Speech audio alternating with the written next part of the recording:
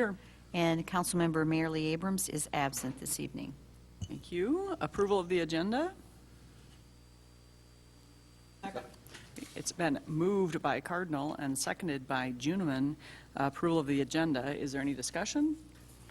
Hearing none, all those in favor say aye. Aye. Ayes all. Motion passes.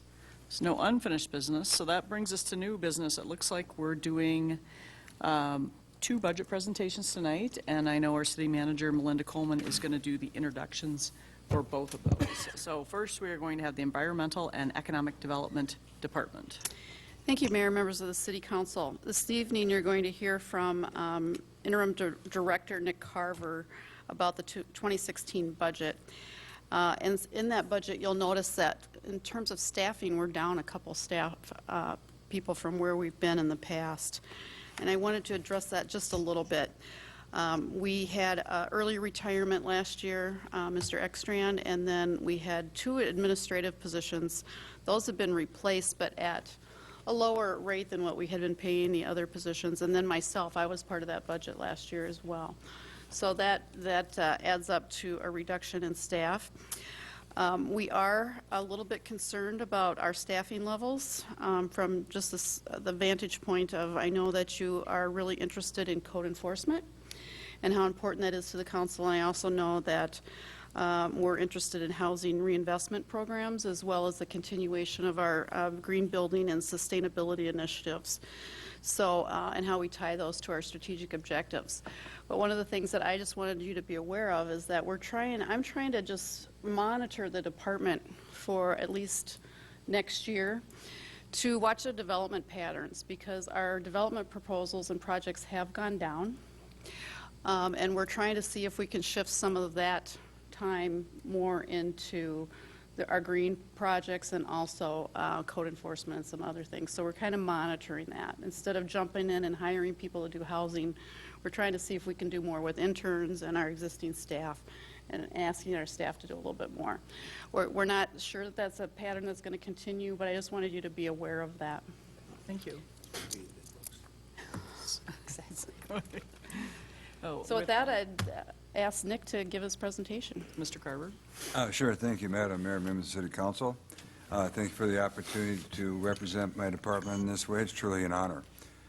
Just to walk you around the department a little bit for about 1 minute, just to get you familiar with some of the things that we do. You probably know most of them, but there might be something a little bit different. First of all, in no particular order, it's land use planning, zoning, and economic development. Environmental and best practices. With that, green team, things like that. There's a lot of stuff involved there.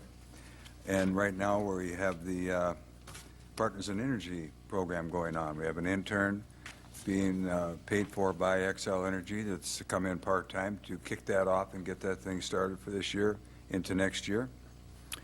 A little farther on, health inspections for food establishments, pools, lodging, hoarders, cockroaches, and all kinds of things you don't want anything to do with. Yeah, sure.